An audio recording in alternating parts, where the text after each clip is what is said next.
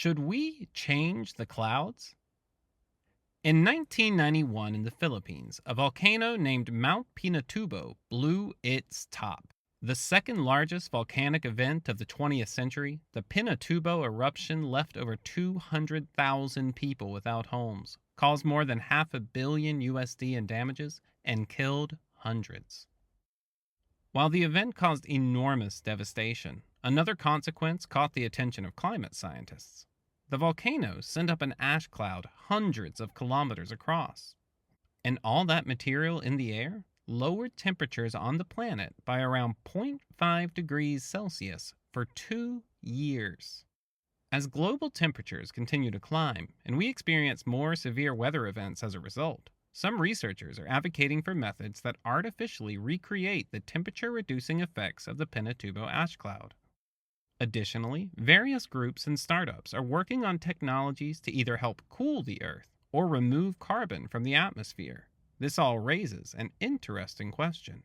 Is climate change an issue we can engineer away?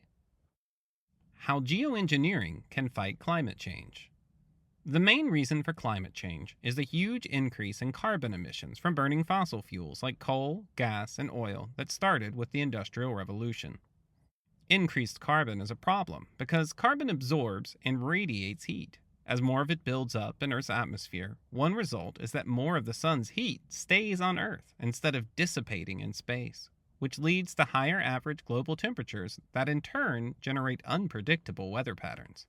The two main fields in geoengineering focus on different areas of this climate change conundrum.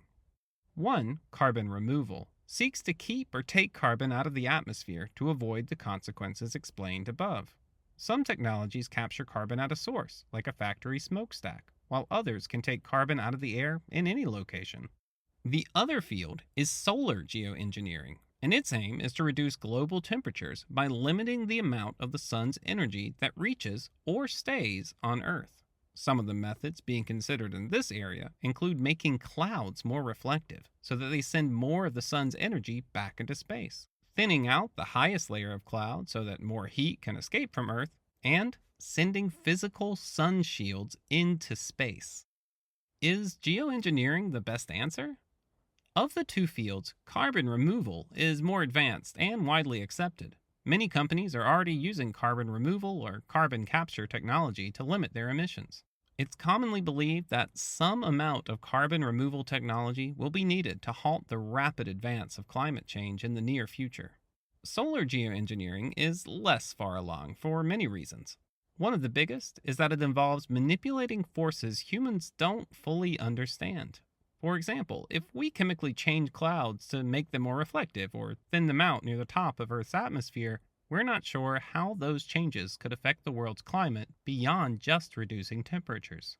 Additionally, it would require international agreements and trust, as it would be impossible to control where altered clouds traveled. And there's a bigger concern that makes some climate activists skeptical of all geoengineering.